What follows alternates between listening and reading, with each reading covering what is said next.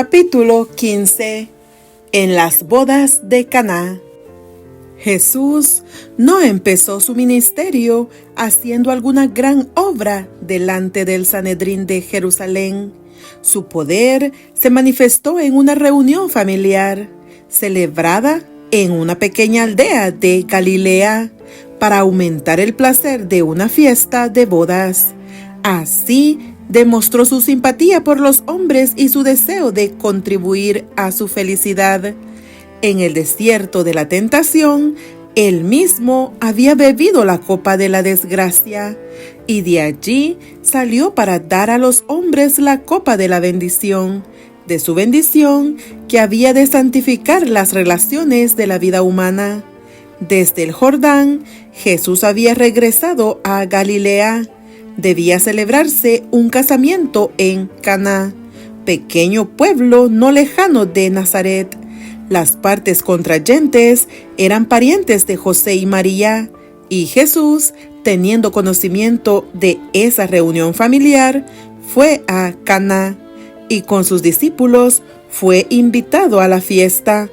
Allí volvió a encontrarse con su madre, de la cual había estado separada desde hacía cierto tiempo. María había oído hablar de la manifestación hecha a orillas del Jordán en ocasión de su bautismo. Las noticias habían sido llevadas a Nazaret y le habían hecho recordar las escenas que durante tantos años había guardado en su corazón. En común con todo Israel, María quedó profundamente conmovida por la misión de Juan el Bautista.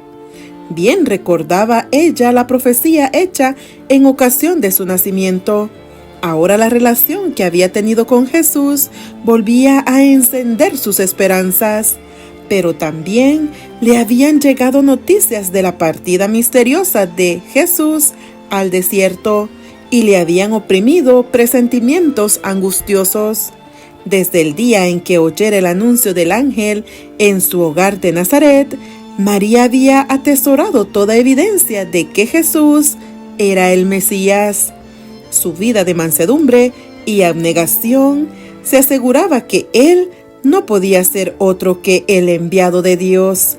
Sin embargo, también a ella la asaltaban dudas y desilusiones, y anhelaba el momento de la revelación de su gloria. La muerte la había separado de José, quien había compartido con ella el conocimiento del misterio del nacimiento de Jesús.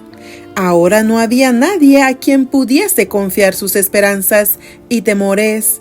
Los últimos 2 meses habían sido de mucha tristeza.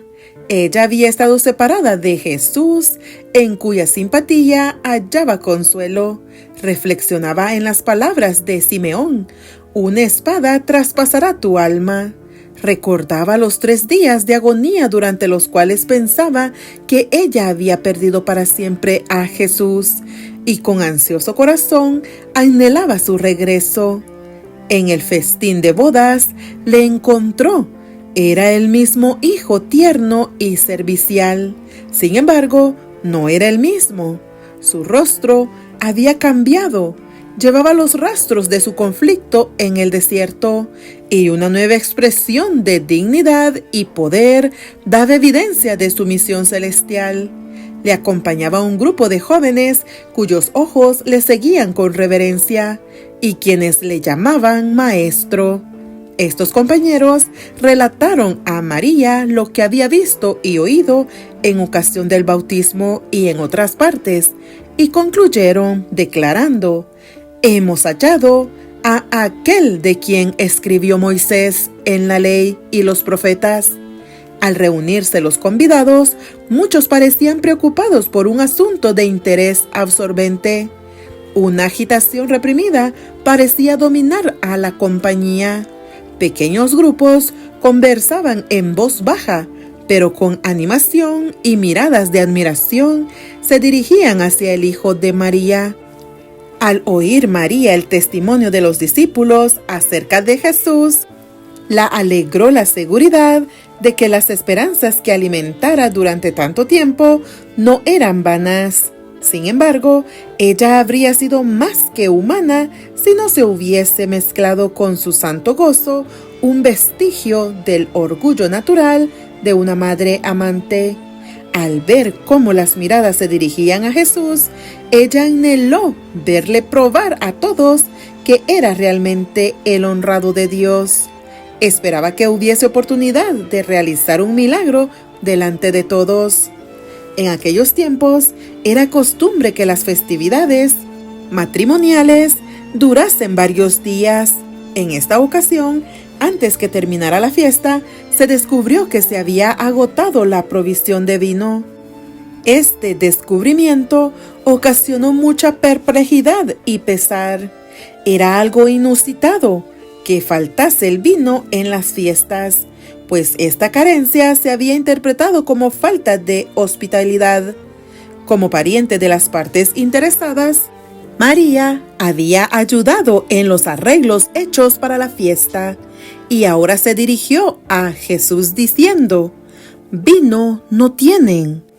Estas palabras eran una sugestión de que Él podría suplir la necesidad, pero Jesús contestó: «¿Qué tengo yo contigo, mujer? Aún no ha venido mi hora». Esta respuesta, por brusca que nos parezca, no expresaba frialdad ni falta de cortesía. La forma en que se dirigió el Salvador a su madre estaba de acuerdo con la costumbre oriental. Se empleaba con las personas a quienes se deseaba demostrar respeto. Todo acto de la vida terrenal de Cristo estuvo en armonía con el precepto que Él mismo había dado: «Honra a tu padre y a tu madre». En la cruz, en su último acto de ternura hacia su madre, Jesús volvió a dirigirse a ella de la misma manera, al confiarla al cuidado de su discípulo más amado. Tanto en la fiesta de bodas como sobre la cruz, el amor expresado en su tono, mirada y modales interpretó sus palabras.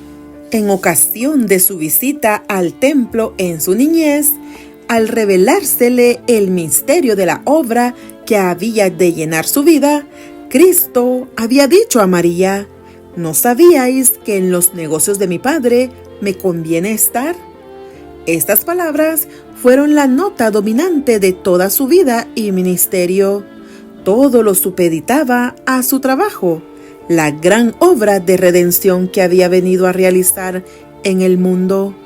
Ahora repitió la lección. Había peligro de que María considerase que su relación con Jesús le daba derechos especiales sobre él y facultad para dirigirle hasta cierto punto en su misión. Durante 30 años había sido para ella un hijo amante y obediente, y su amor no había cambiado, pero debía atender ahora la obra de su Padre. Como hijo del Altísimo y Salvador del mundo, ningún vínculo terrenal debía impedirle cumplir su misión, ni influir en su conducta. Debía estar libre para hacer la voluntad de Dios. Esta lección es también para nosotros. Los derechos de Dios superan aún al parentesco humano. Ninguna atracción terrenal debe apartar nuestros pies de la senda en que Él nos ordena andar.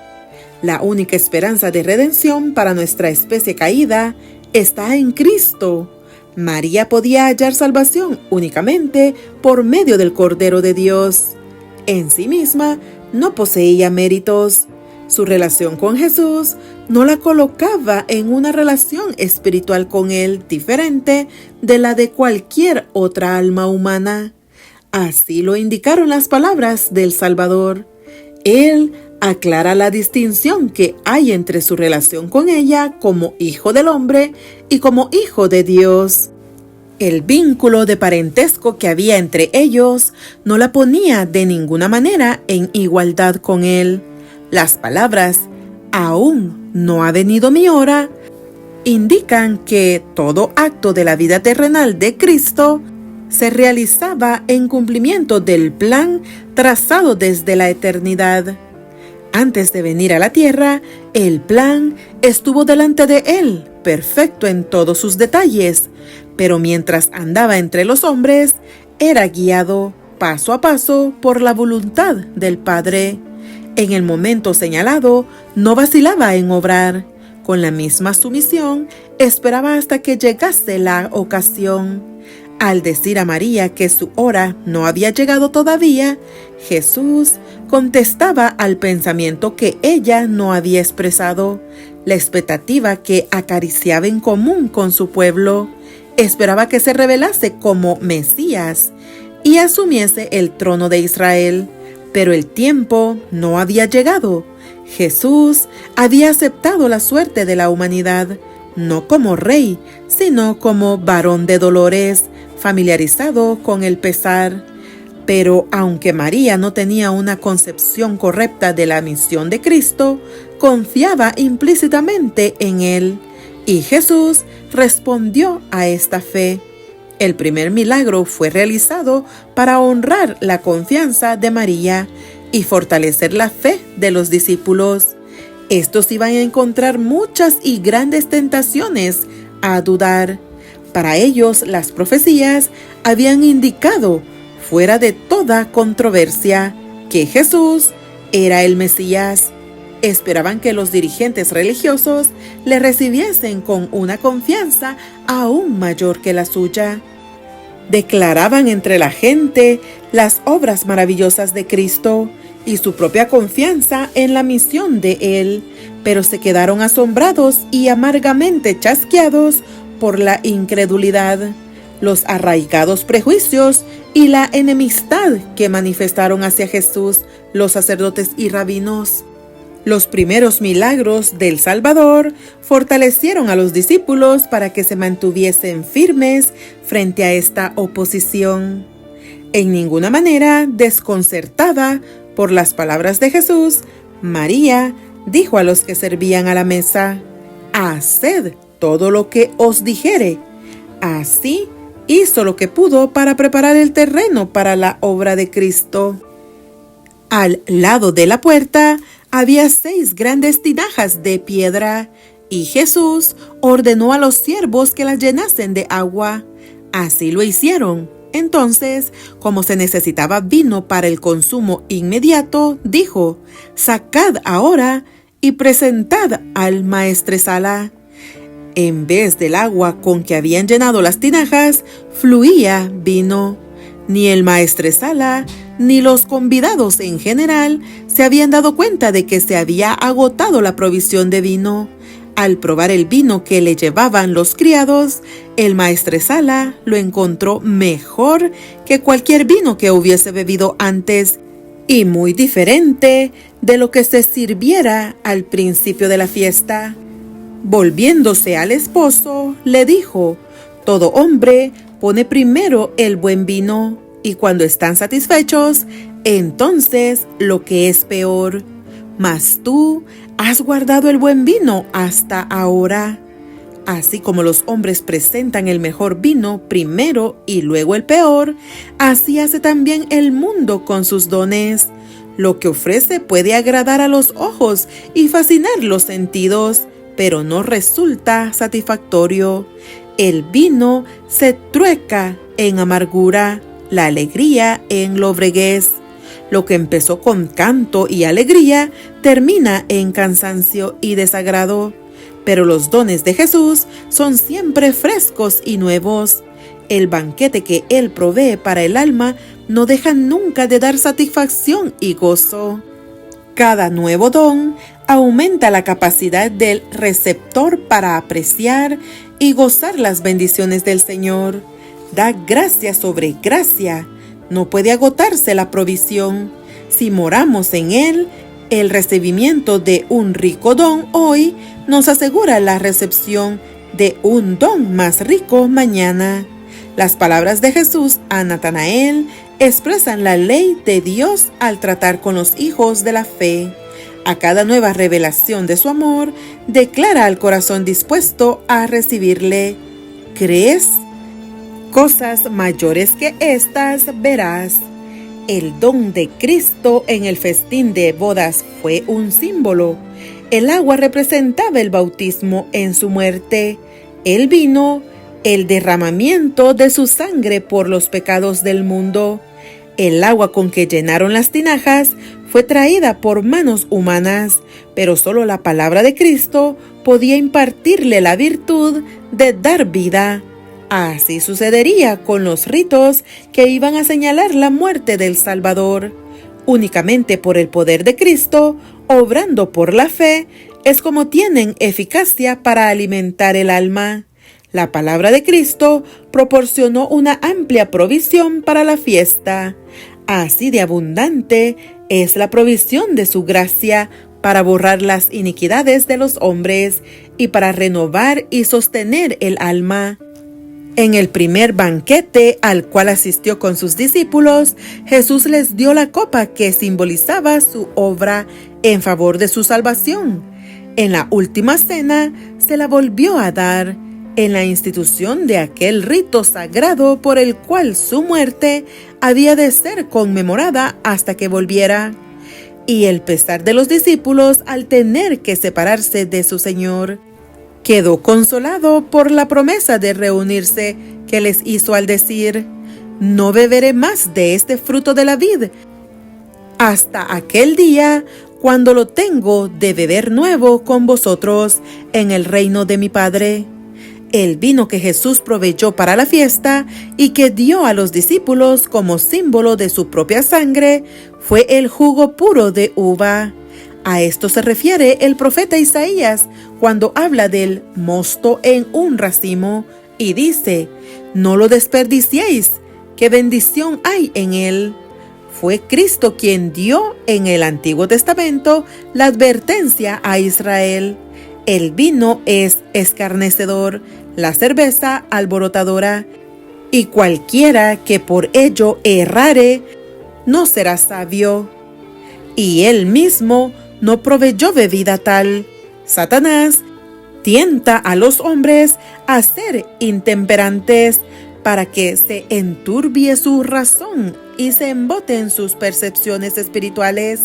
Pero Cristo nos enseña a mantener sujeta la naturaleza inferior. Toda su vida fue un ejemplo de renunciamiento propio.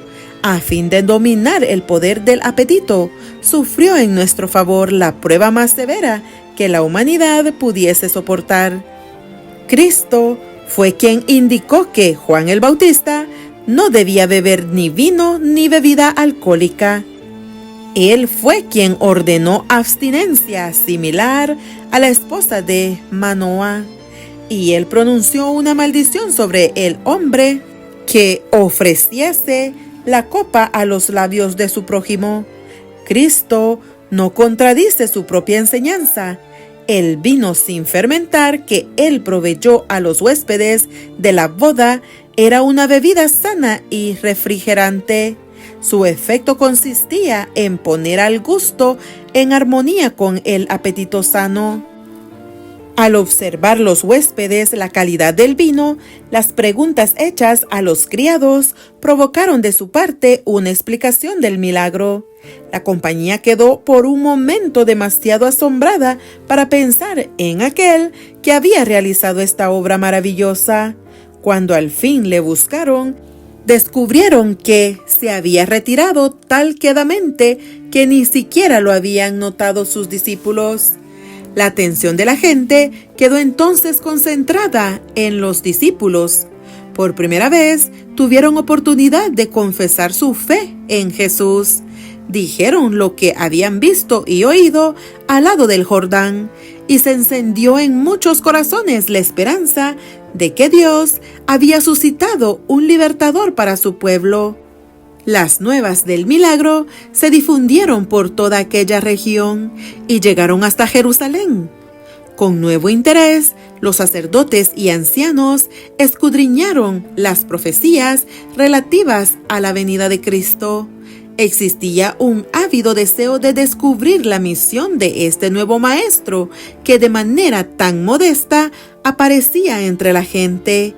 El ministerio de Cristo estaba en notable contraste con el de los ancianos judíos. La consideración por la tradición y el formalismo que manifestaban estos había destruido toda verdadera libertad de pensamiento o acción. Vivían en continuo temor de la contaminación. Para evitar el contacto con lo inmundo, se mantenían apartados no solo de los gentiles, sino de la mayoría de su propio pueblo, sin tratar de beneficiarlos ni de ganar su amistad. Espaciándose constantemente en esos asuntos, habían empequeñecido sus intelectos y estrechado la órbita de su vida. Su ejemplo estimulaba el egoísmo y la intolerancia entre todas las clases del pueblo. Jesús empezó la obra de reforma poniéndose en una relación de estrecha simpatía con la humanidad. Aunque manifestaba la mayor reverencia por la ley de Dios, reprendía la presuntuosa piedad de los fariseos y trataba de libertar a la gente de las reglas sin sentido que la ligaban. Procuraba quebrantar las barreras que separaban las diferentes clases de la sociedad, a fin de unir a los hombres como hijos de una sola familia. Su asistencia a las bodas estaba destinada a ser un paso hacia la ostensión de este fin. Dios había indicado a Juan el Bautista que morase en el desierto, a fin de mantenerlo escudado contra la influencia de los sacerdotes y rabinos y prepararlo para una misión especial. Pero la austeridad y el aislamiento de su vida no era un ejemplo para la gente. Juan mismo no había indicado a sus oyentes que abandonasen sus deberes anteriores. Los instaba a dar evidencia de su arrepentimiento, siendo fieles a Dios en el lugar donde los había llamado.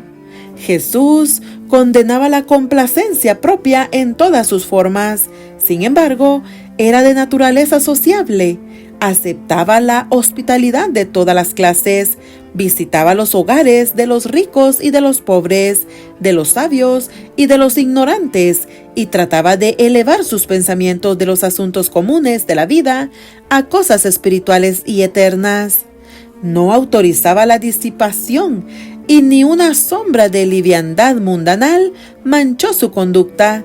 Sin embargo, hallaba placer en las escenas de felicidad inocente, y con su presencia sancionaba las reuniones sociales. Una boda entre los judíos era una ocasión impresionante, y el gozo que se manifestaba en ella no desagradaba al Hijo del Hombre. Al asistir a esta fiesta, Jesús honró el casamiento como institución divina. Tanto en el Antiguo como en el Nuevo Testamento, la relación matrimonial se emplea para representar la unión tierna y sagrada que existe entre Cristo y su pueblo. En el pensar de Cristo, la alegría de las festividades de bodas simbolizaba el regocijo de aquel día en que Él llevará a la esposa a la casa del Padre, y los redimidos, juntamente con el Redentor, se sentarán a la cena de las bodas del Cordero. Él dice: de la manera que el novio se regocija sobre la novia, así tu Dios se regocijará sobre ti. Ya no serás llamada dejada, sino que serás llamada mi deleite, porque Jehová se deleita en ti. Jehová gozaráse sobre ti con alegría, callará de amor, se regocijará sobre ti con cantar. Cuando la visión de las cosas celestiales fue concedida a Juan el apóstol, escribió: y oí como la voz de una grande compañía, y como el ruido de muchas aguas, y como la voz de grandes truenos que decía: Aleluya, porque reinó el Señor nuestro Dios Todopoderoso. Gocémonos y alegrémonos y démosle gloria, porque son venidas las bodas del Cordero, y su esposa se ha aparejado. Bienaventurados los que son llamados a la cena del Cordero. Jesús veía en toda alma un ser que debía ser llamado a su reino. Alcanzaba el corazón de la gente, yendo entre ella como quien desea su bien.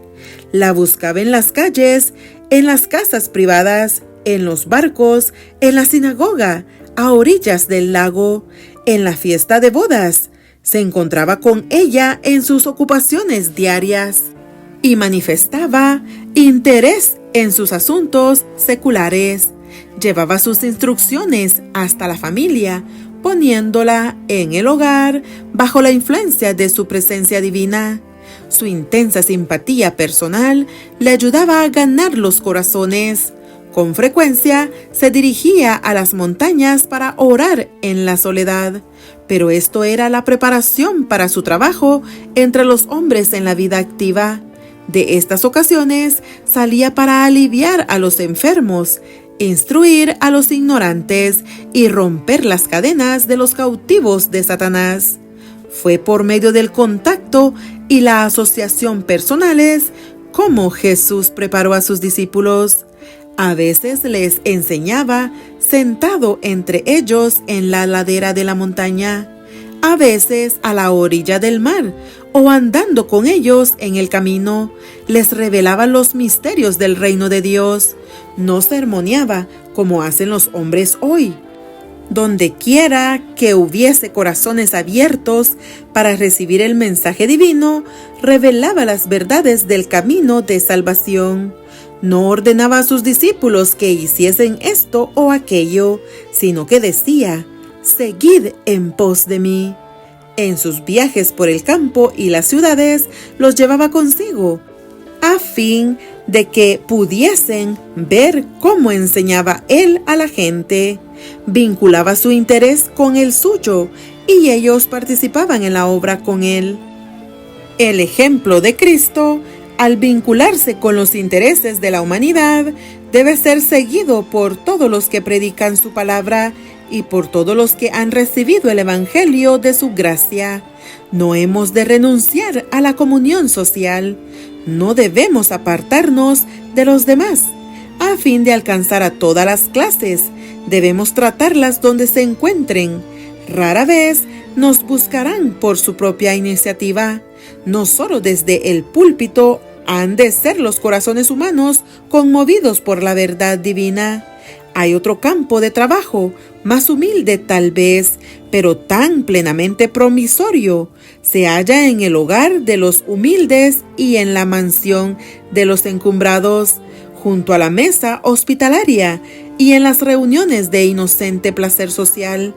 Como discípulos de Cristo, no nos mezclaremos con el mundo simplemente por amor al placer o para participar de sus locuras. Un trato tal no puede sino traer perjuicios. Nunca debemos sancionar el pecado por nuestras palabras o nuestros hechos, nuestro silencio o nuestra presencia. Donde quiera que vayamos, debemos llevar a Jesús con nosotros y revelar a otros cuán precioso es nuestro Salvador. Pero los que procuran conservar su religión ocultándola entre paredes pierden preciosas oportunidades de hacer bien. Mediante las relaciones sociales, el cristianismo se pone en contacto con el mundo. Todo aquel que ha recibido la iluminación divina debe alumbrar la senda de aquellos que no conocen la luz de la vida. Todos debemos llegar a ser testigos de Jesús. El poder social, santificado por la gracia de Cristo, debe ser aprovechado para ganar almas para el Salvador. Vea el mundo que no estamos egoístamente absortos en nuestros propios intereses, sino que deseamos que otros participen de nuestras bendiciones y privilegios. Dejémosle ver que nuestra religión no nos hace faltos de simpatía ni exigentes. Sirvan como Cristo sirvió, para beneficio de los hombres, todos aquellos que profesan haberle hallado. Nunca debemos dar al mundo la impresión falsa de que los cristianos son un pueblo lóbrego y carente de dicha. Si nuestros ojos están fijos en Jesús, veremos un Redentor compasivo y percibiremos luz de su rostro. Donde quiera reine su espíritu, morará la paz, y habrá también gozo, porque habrá una serena y santa confianza en Dios. Los que siguen a Jesús le agradan cuando muestran que, aunque humanos, son partícipes de la naturaleza divina. No son estatuas, sino hombres y mujeres vivientes. Su corazón, refrigerado por los rocíos de la gracia divina, se abre y expande bajo la influencia del sol de justicia. Reflejan sobre otros, en obras iluminadas por el amor de Cristo, la luz que resplandece sobre ellos mismos.